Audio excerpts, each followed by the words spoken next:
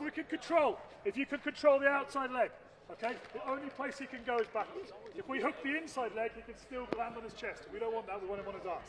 Okay, happy? We're at 50%, we're not killing each other, we're not trucking. I want to see technique. So all you're going to do is come back to me. You're going to run out here, okay? I'm going to throw the stiff arm out. Trunk from the front to the back. Back up the trunk from the front to the back. Back up the trunk from the front to the back. So I got a message from someone who sent me that clip, wanted to know what I thought of the coaching in this drill. And I have to say, I agree, he's absolutely right. If you're driving someone over that far side leg in a middle tackle, unless you're literally hitting them so hard that their legs fly out from underneath them, they're just going to keep hopping and readjusting their center of mass within their base of support whenever you drive into them with that near side shoulder. So it's not until you block that leg by covering the knee and pulling to the midline that you're able to drive the center of mass past that tipping point, which is going to be the outside line of the feet. Once the hips go outside that line of the feet, the structure is going to come toppling down. And this is what we term the knee tap finish in Learn to Tackle.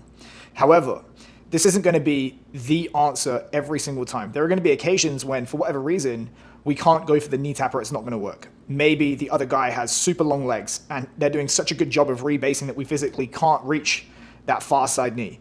In this instance, I'd say it's a smarter strategy to either drop down to a lower tackle or rise up to an upper tackle and finish another way. Maybe the angle of attack doesn't lend itself to a knee tap either. Knee taps work great from the oblique or diagonal angle of attack that we see in this clip. But if you're tackling head on and attempting to drive the ball carrier right back, blocking to the side isn't going to do anything. In Learn to Tackle, we'd advocate for a grapevine finish, which is where we block down the back of the legs, or a body lock finish, which is where we close the loop around the butt cheeks and physically lift the ball carrier off the floor to take the feet off the floor.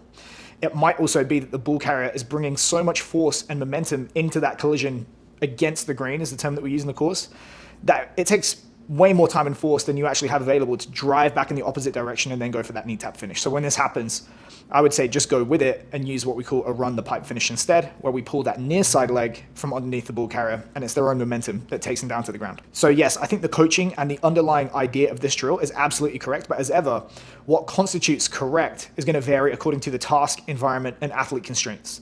Different strategies work better or worse for different athletes in different situations. What we have to do as coaches is create a learning environment for athletes where we aren't being prescriptive and spoon feeding them what we think is the correct technique. Rather, what we have to do is give them a range of tools, then expose them to a variety of different practice conditions in terms of things like channel widths, angles, number and position of opposition and support players, and then let them figure out what works best for them. This is the essence of dynamic systems learning theory, and this is at the heart of everything that we talk about and teach inside of Learn to Tackle.